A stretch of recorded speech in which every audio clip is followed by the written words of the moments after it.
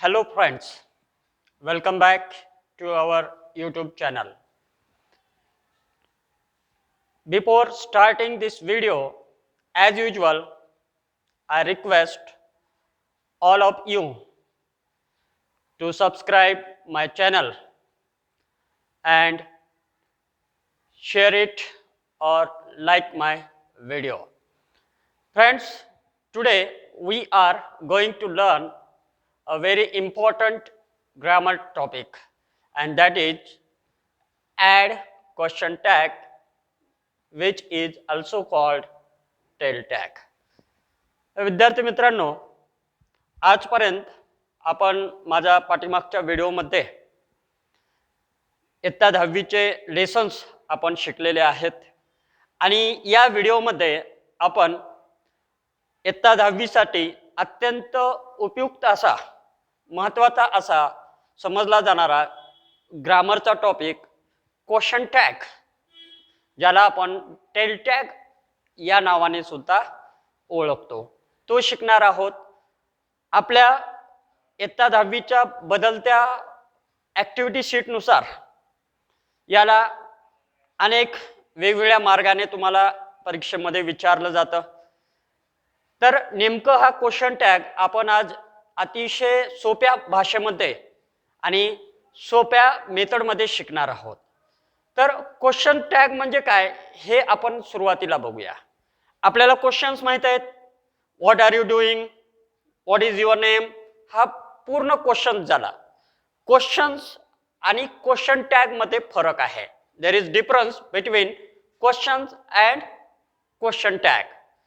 Questions हा पूर्ण ओळीमध्ये विचारला जातो, तर क्वेश्चन टॅग हा संक्षिप्त अगदी दिलेल्या विधानाला जोडून जे काही विधान आपण करणार आहोत त्या विधानाला जोडून केला जातो. तर आता क्वेश्चन टॅग का विचारला जातो किंवा केला जातो, तर आपण जे काही विधान करणार आहोत किंवा जे काही बोलणार आहोत ते विधान बोलल्यानंतर समोरच्याची अनुमती, होकार मिळवण्यासाठी आपण ते वाक्य बोलतो. आता तर मग क्वेश्चन टॅग हा किती प्रकारच्या वाक्याचा केला जातो, तर क्वेश्चन टॅग हा 3 प्रकारच्या वाक्याचा केला जातो. ते 3 प्रकार कोणते आहेत बघा. स्टेटमेंट, ज्याला मराठीमध्ये आपण विधानार्थी वाक्य असे म्हणतो.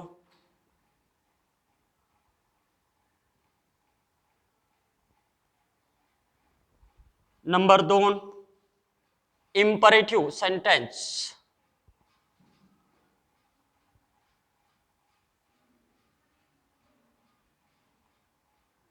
ज्याला आपण आज्ञार्थी वाक्य, आणि नंबर 3, लेट्स सेंटेन्स.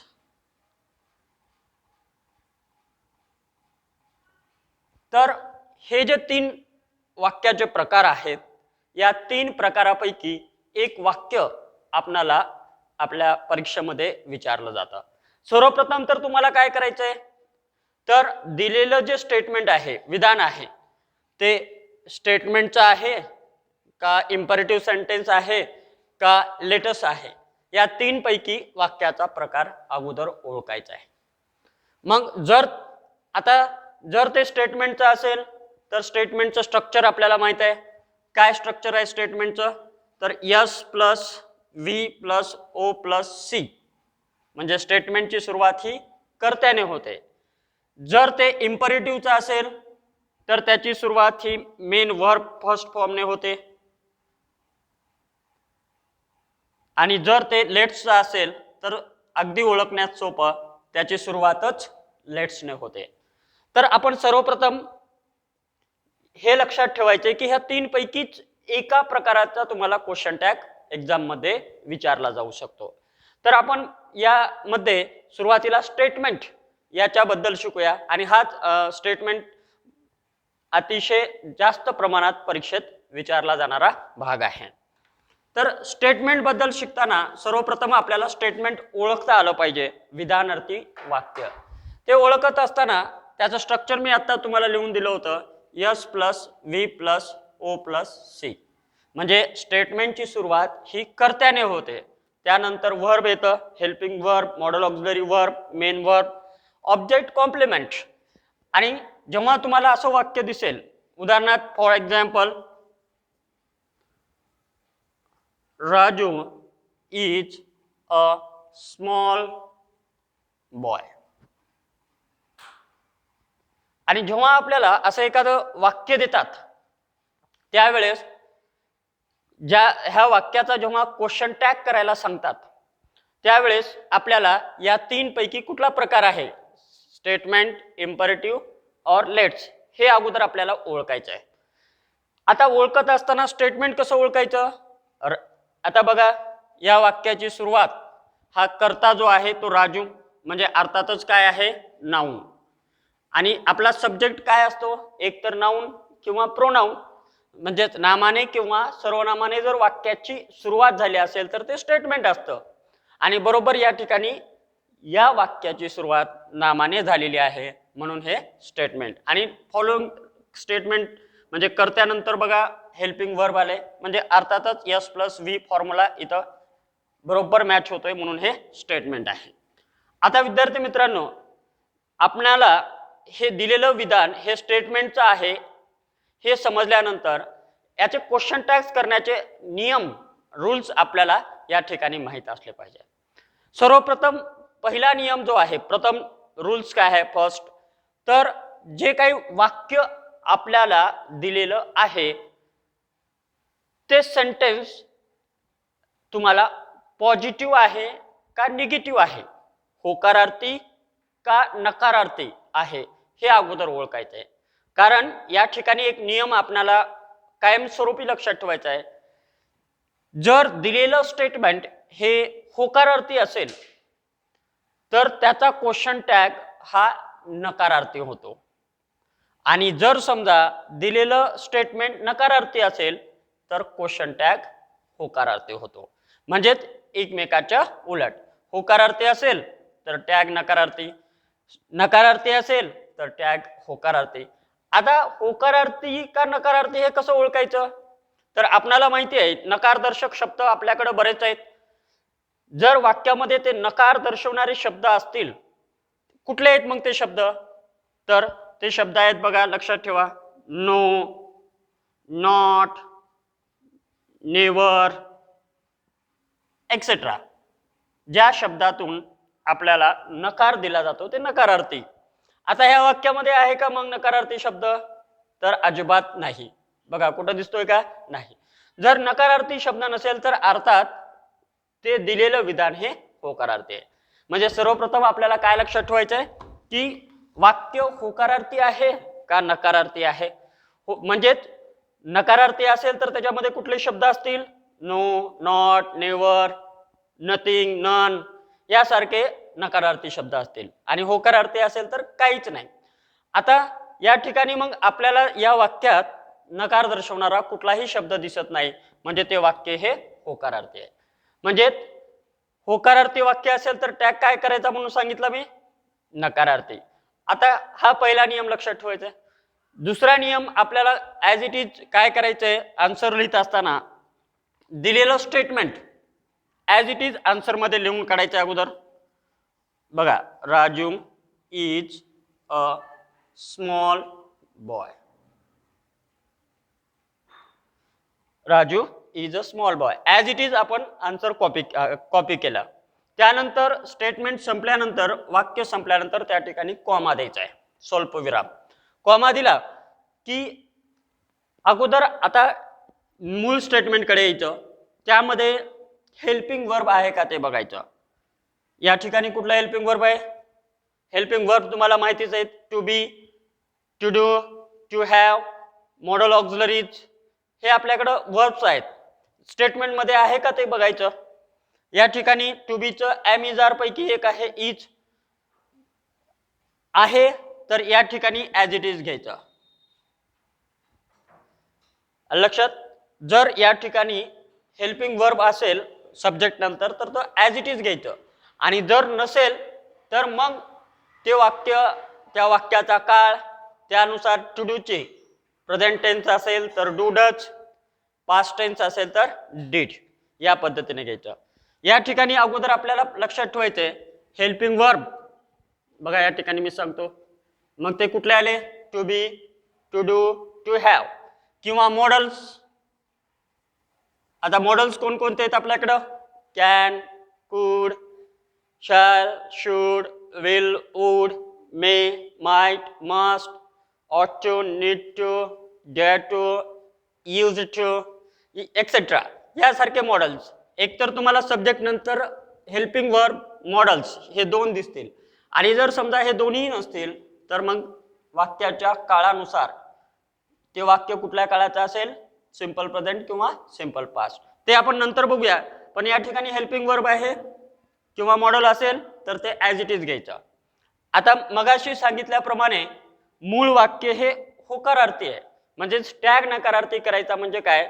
या ठिकाणी जे आपण हेल्पिंग वर्ब घेतलंय त्या हेल्पिंग वर्बला जोडून नॉट चे संक्षिप्त रूप घ्यायचे. Isn't, wasn't, isn't, aren't, weren't, haven't, hasn't, can't, couldn't या पद्धतीने घेतलं. त्यानंतर विद्यार्थी मित्रांनो, आता मूळ स्टेटमेंटच्या सब्जेक्टकडे यायचं. सब्जेक्ट कोणता आहे आपला? राजू. हे काय आहे म्हणून सांगितलं मगाशी मी? नाऊन आहे. तर क्वेश्चन टॅग करत असताना हा कर्ता या ठिकाणी आपल्याला घ्यायचा आहे. पण हा कर्ता या ठिकाणी घेत असताना एक नियम लक्षात ठेवायचा आहे. जर का समजा या ठिकाणी नाऊन असेल तर ते नाऊन घ्यायचं नाही, तर त्या नाऊनच्या ऐवजी प्रोनाऊन घ्यायचं. लक्षात? आता राजू याचं प्रोनाऊन काय येईल या ठिकाणी आपल्याला? ही. जर इथं स्त्रीलिंगी कर्ता असेल, फेमिनाईन जेंडर, तर या ठिकाणी शी आलं असतं. या ठिकाणी प्लुरल सब्जेक्ट असलं असतं तर त्या ठिकाणी दे प्रोनाऊन आलं असतं. म्हणजे त्यानुसार आपणाला बदल करायचा आहे. बघा, Raju is a small boy, Raju is a small boy, isn't he, या पद्धतीने. लक्षात विद्यार्थी मित्रांनो की या ठिकाणी हेल्पिंग वर्ब घ्यायचंय. होकारार्थी वाक्य असेल तर टॅग नकारार्थी करायचं, म्हणजे या ठिकाणी नॉट घ्यायचंय, आणि त्यानंतर कर्त्याचं सर्वनाम, आणि शेवटी प्रश्नार्थक चिन्ह देणे. क्वेश्चन टॅग आपण बघतोय तर त्या ठिकाणी क्वेश्चन्स असणं अनिवार्य आहे. आता हे झालं होकारार्थी स्टेटमेंट बद्दल. आपण एखादं निगेटिव्ह स्टेटमेंट बघू. या ठिकाणी सेकंड स्टेटमेंट मी लिहितो तुम्हाला. Champions aren't made in gyms.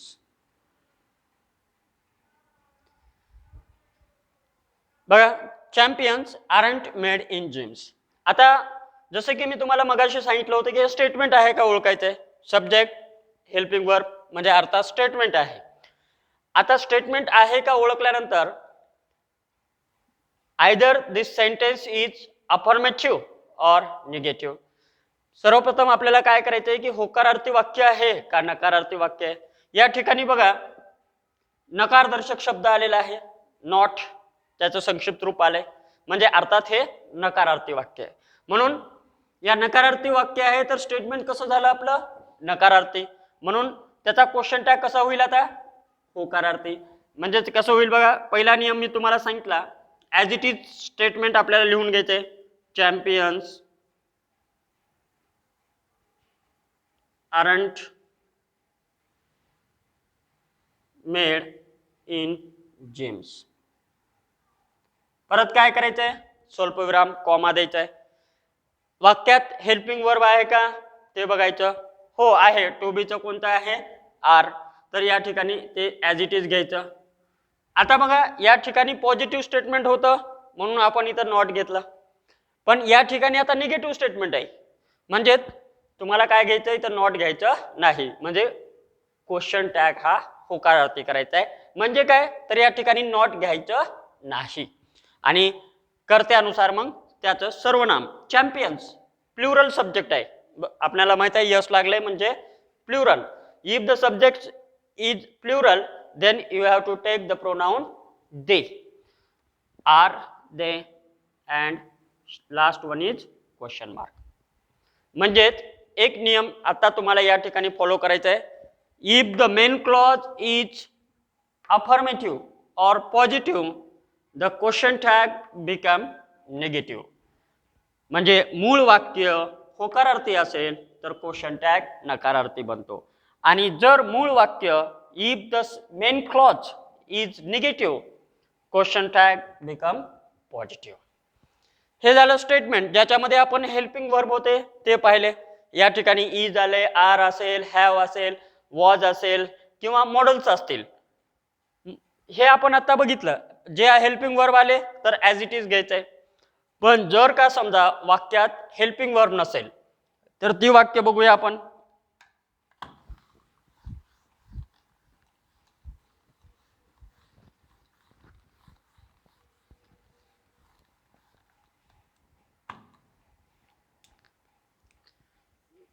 The man goes to farm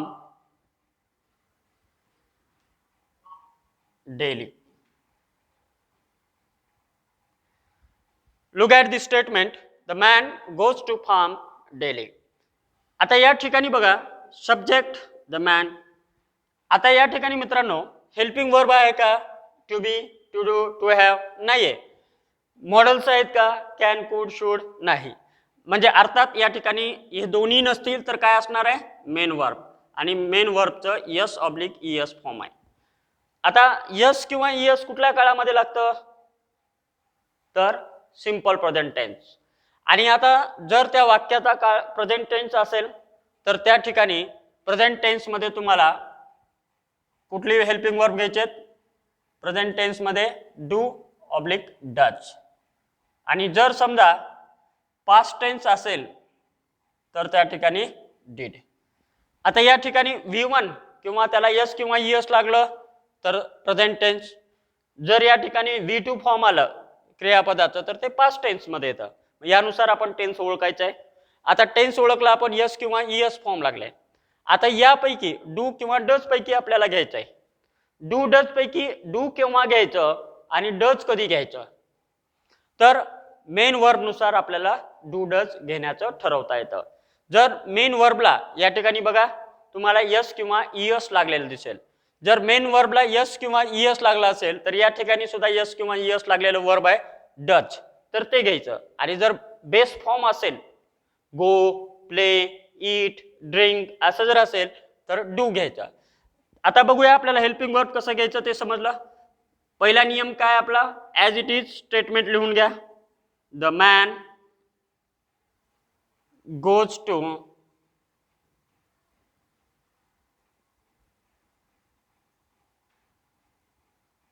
daily. Statement संपल्यानंतर स्वल्पविराम. आता या ठिकाणी हेल्पिंग वर्ब नाही, टू बी नाही आणि मॉडेल्स पण नाही. तर मेन वर्बच्या फॉर्मनुसार या ठिकाणी आपल्याला डज घेता येईल. डज. स्टेटमेंट होकारार्थी आहे का नकारार्थी आहे? Main clause is affirmative. That's why the tag become negative. म्हणजे होकारार्थी आहे म्हणून त्या ठिकाणी आपल्याला या डजला जोडून नॉट घ्यायचं आहे. डझंट. द मॅन याचं प्रोनाउन काय येईल मित्रांनो? या ठिकाणी त्याचं ही. लक्षात. आणि जर V2 असेल तर या ठिकाणी डीड घ्यायचं आहे. हे झाले स्टेटमेंटचे नियम. स्टेटमेंटमध्ये तुम्हाला लक्षात ठेवायचं आहे मूळ क्लॉज होकारार्थी असेल तर टॅग निगेटिव्ह बनवायचं आहे. निगेटिव्ह असेल तर पॉझिटिव्ह बनवायचं आहे. हे झाले स्टेटमेंटचे नियम. आता आपण एक पास्ट टेन्सचं वाक्य बघूया.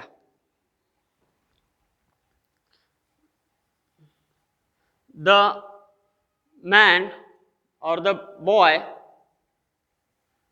requested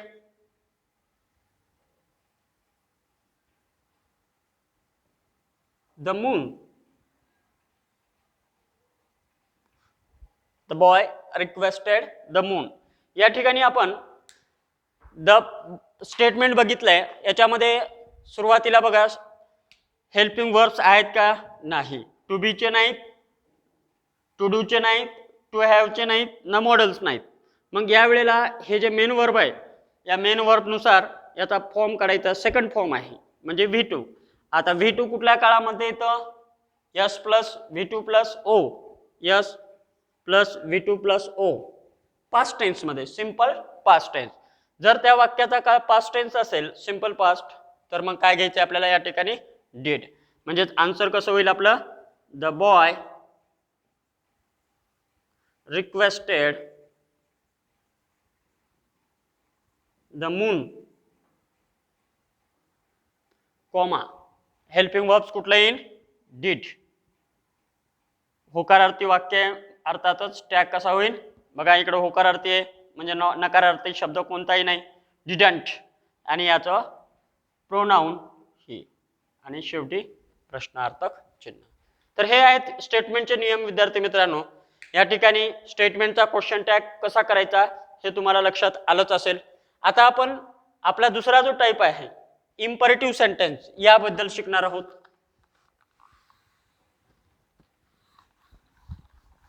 इम्परेटिव्ह सेंटेन्स म्हणजेच आज्ञार्थी वाक्य, त्याला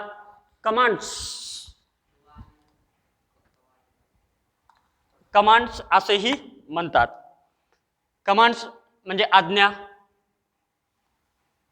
आता हे इम्परेटिव्ह सेंटेन्स कशासाठी वापरलं जातं? तर with the help of this sentence we can give order, we can request the others, we can advise the others. With the help of this sentence we can request, advise, order to the others. म्हणजे दुसऱ्यांना आज्ञा, विनंती, सल्ला, सूचना देण्यासाठी याचा वापर केला जातो. आता हे सेंटेन्स ओळखायचं कसं? तर याची सुरुवात विद्यार्थी मित्रांनो, जे आपल्याकडे मेन वर्ब्स आहेत त्याच्या फर्स्ट फॉर्मने, म्हणजे sentence begin with main verbs first form, म्हणजे ज्या वाक्याची सुरुवात मुख्य क्रियापदाच्या मूळ रूपाने होते ते वाक्य हे आज्ञार्थी वाक्य असतं. उदाहरणार्थ बघा, call your friend,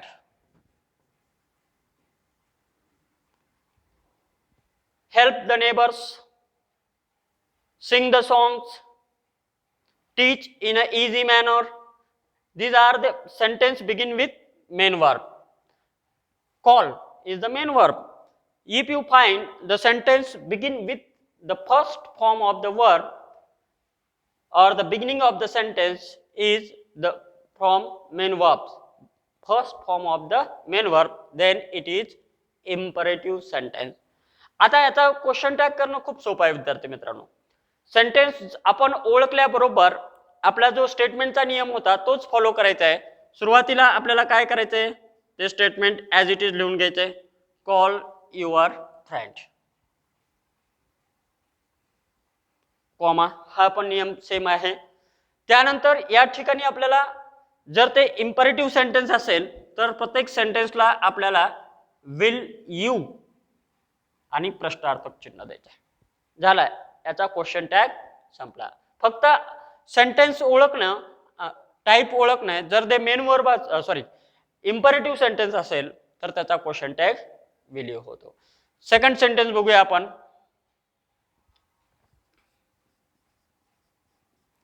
help the needy people, help the needy people. आता बघा, या वाक्याची सुरुवात हेल्प या मेन वर्बने झालेली आहे. म्हणजे हे वाक्य कुठलं असेल? आज्ञार्थी वाक्य. आणि एकदा का आपल्याला ते आज्ञार्थी वाक्य आहे हे समजल्यानंतर ते वाक्य ॲज इट इज लिहून काढायचे. हेल्प द नीडी पीपल आणि कॉमा द्यायचं आणि विल यू आणि प्रश्नार्थक चिन्ह. तसंच आपला तिसरा टाईप आहे, अगदी सोपा टाईप दुसरा, फक्त वाक्याचा प्रकार ओळखणे.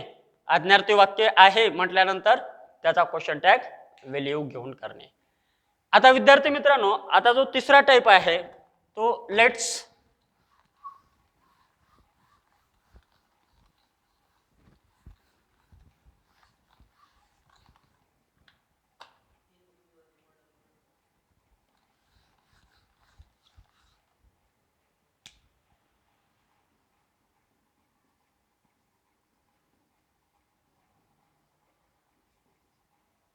आता तर हा वाक्याचा प्रकार जो आहे तो ओळखण्यासाठीही सोपा आहे, कारण याची सुरुवात कशाने होणार आहे?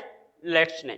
आणि जेव्हा एखादं वाक्य तुम्हाला लेट्सने सुरुवात दिसेल तर ते लेटसचं वाक्य असतं. फॉर एक्झाम्पल बघा, let us call the police. Let's call the police म्हणजे आता हा सेंटेन्स कशाने सुरुवात झालाय? तर लेट्सने झालेला आहे. म्हणजे अर्थात हे लेट्सचं वाक्य आहे. आणि ज्या वेळेस अशा वाक्याचा क्वेश्चन टॅग आपल्याला विचारतील, अगदी आज्ञार्थी वाक्याप्रमाणे, स्टेटमेंट प्रमाणे आपल्याला पहिला नियम तोच फॉलो करायचा आहे. वाक्य ॲज इट इज लिहायचं आहे, लेट्स कॉल द पोलीस. दुसरा नियम ॲज इट इज फॉलो करायचा आहे, कॉमा द्यायचा आहे. आणि ज्याप्रमाणे आपण आज्ञार्थी वाक्यामध्ये विल यू घेत होतो त्याप्रमाणे या ठिकाणी शाल वी आणि प्रश्नार्थ, प्रत्येक वाक्याला शाल वी घ्यायचा. ओके, लेट्सने बिगिन असेल तर त्याचा क्वेश्चन टॅग शाल वी. अजून एखादं स्टेटमेंट बघूया आपण, वाक्य बघूया. Let's speak clearly. Let's speak clearly. आता या ठिकाणी स्टेटमेंट दिलेलं विधान ॲज इट इज लिहून घ्यायचं आहे आपल्याला. लेट्स स्पीक क्लिअरली,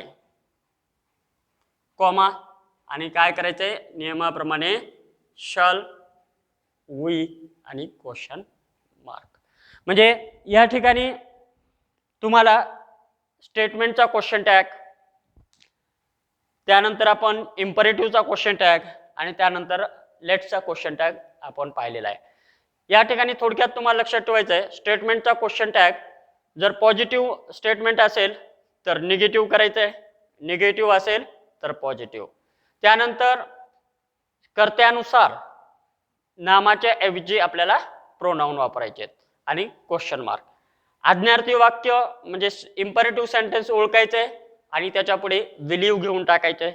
आणि जर ते लेटेस्टचं असेल, तिसऱ्या टाईपचं असेल तर त्याच्या पुढे शाल वी घ्यायचं आहे.